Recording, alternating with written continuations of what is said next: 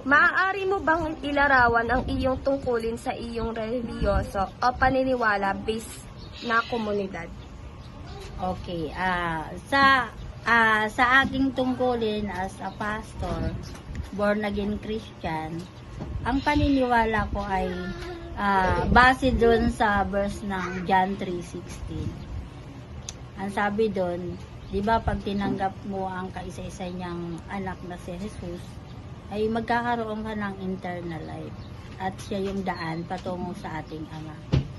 Ang ano ko doon, ang paniniwala ko, pag hindi tayo na born again, ay hindi talaga tayo makaka-enter sa kingdom ni Lord sa pamamagitan ni Jesus. Kasi walang makakapunta sa heaven pag hindi ka na bago. Walang makakarating sa langit hanggat hindi ka na born again. For the second question, paano naapektuhan ng iyong pananampalataya o paniniwala ang iyong mga pang-araw-araw na gawain at desisyon?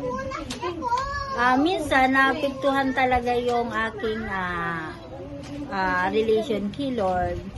Minsan, kapag walang financial, or minsan, meron akong ibang mga gawain. Pero, para sa akin, hindi ko yung binibigyan ng kahalagahan.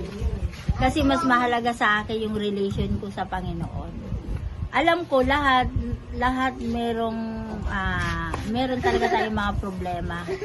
Meron tayong mga kailangan tungkulin sa ating pamilya, tungkulin sa ating mga anak, sa ating mga trabaho, meron tayong kaya nga dapat ang isang katulad ko pastor ay talagang full time. Pero hindi kasi kailangan full time kasi kailangan din natin ng kaperahan. Kaya ako nag-extra ako sa business. And then yung mga bagay na yun para sa akin hindi ako naapektuhan dahil binibigyan kong balancing buhay. Balansi sa mga gawain, binibigyan ko ng oras at panahon sa gawain, sa family, at sa business, sa trabaho, yan. May mga oras yan. Binabalansi ko lang yung oras ko. Kaya hindi ako masyado naapektuhan sa paglilingkod ko sa Diyos. For the third question, maaari mo bang ibahagi ang isang particular na pagkakataon kung saan nagbigay sa iyo ng inspirasyon at pag-asa ang iyong relihiyosong tungkulin? Yun yung nagbigay sa akin ng pag-asa ay yung palagi akong nagpipray, nagme-meditate ng Word of God, nag-worship. Doon, nakikita ko talaga na kahit may mga pagsubok, may pag-asa. At doon sa mga pangako ng Diyos, yun yung nagbibigay sa akin ng kalakasan para ako magpatuloy at sa mga tao syempre. At higit sa lahat, yung tungkulin ko na tinawag ako ng Lord, siya yung nagbibigay sa akin ng pag-asa. Yung tungkulin na naibigay sa akin, yung tulong ng Lord sa akin. For the fourth question, paano mo sa tingin nakakatulong ang iyong relihiyosong o paniniwala based na komunidad sa mas malawak na komunidad? Para sa akin is, ang aking religion is, nakaka-help lalo sa mga tao. Kasi yung mga tao is sinishare lang din namin. Especially pag maliliit na community, sa mga maliliit na community, nakapag-start din kami mag-share ng Word of God. And then, dun pa lang is, nababago na yung mga tao, or nababago na yung buhay ng isang tao. So, that's why na, nakakatulong tayo sa community, hindi lang sa church, kundi sa community na din. Okay lang. For the fifth question, karunungan o mga aral sa buhay ang nakuha mo mula sa iyong relihiyon o paniniwala na ina-apply mo sa iyong buhay komunidad? Wisdom, karunungan mula sa Diyos. And then, Holy Spirit, gabay ng Holy Spirit. Siya yung naggagabay sa akin, siya yung gumagamit sa akin yung Holy Spirit ni Jesus Christ para magawa ko yung tungkulin ko na to share the gospel to community, sa mga tao, ma-evangelize sa mga The bahay. sixth question, paano mo hinihikayat ang iba sa iyong komunidad na makahanap ng inspirasyon at pag-asa sa pamamagitan ng kanilang pananampalataya o paniniwala? So sa amin kasi hindi kami namimilit ng religion. Kung meron silang paniniwala, nire-respect namin 'yon.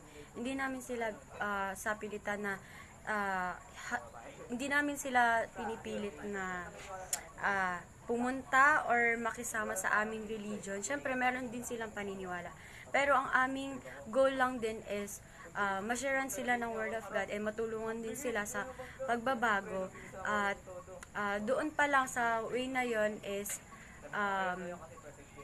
patuloy namin sila na nabibigyan na inspiration. Doon pa lang sa Word of God, nabibigyan namin sila ng inspiration. Pero hindi namin binabago yung religion nila. Because binibigyan lang namin sila ng tawag dito ng yun nga, inspirasyon para ma-motivate lalo sila. Ayun lang. Sa pagsasagawa ng panayam, napagtanto namin na malaki ang papel ng pananampalataya sa buhay ng isang tao. Ito ay nagbibigay ng inspirasyon at direksyon sa ating buhay upang tayo ay magpatuloy sa ating pamumuhay. Ang relihiyon ay hindi lamang tungkol sa pagsamba. Ito ay tungkol sa aktibong pakikilahok at pagtulong sa ibang tao. Natutunan rin namin ang inspirasyon at pag-asa ay maaring magmula sa magandang pakikipag-ugnayan sa ibang tao at sa pagtitiwala sa Diyos. Ang natutunan ko po sa pagsasagawa ng aming panayam ay natutunan ko na ang relihiyon ay nagbibigay ng inspirasyon at gabay at pag-asa sa mga bawat gawain na ating ginagawa upang magkaroon ng mabuting desisyon. At mas naunawaan ko rin po na ang kahalagahan ng paggalang at pakikibahagi sa komunidad. Ang aking mga natutunan sa kanilang mga sinabi ay mahalaga pala ang paniniwala, pananalangin, at matibay na pananampalataya sa Diyos upang maging matatag sa kabila ng mga pagsubok sa buhay. Natutunan ko rin na ang relihiyon ay isang sistema ng paniniwala at pagsamba na gumagabay sa tao sa kanyang pananampalataya at pamumuhay. Kaya ito ay may malaking papel sa paghubog ng ating pagkatao at nararapat itong isagawa sa araw-araw. Magandang araw po sa inyo lahat. Sa pagsasagawa po ng aming panayam ay napagtanto po namin na ang pananampalataya po ay hindi lamang sa paniniwala, kundi ito ay sa pagkakaroon ng tiwala at nadarama ng isang tao. Ito din ay ang susi sa pakikisama na may puso at inspirasyon. At ito din po ang daan sa pakikisalamuha sa ating kapwa. Kagaya po ng pakikilahok po sa mga programang pangkomunidad o sa simbahan at pakikilahok po sa paglaganap po ng mga salita sa Biblia. At dito po nagkakaroon po ng mabuting ugnayan ang isa't isa. Maraming salamat po.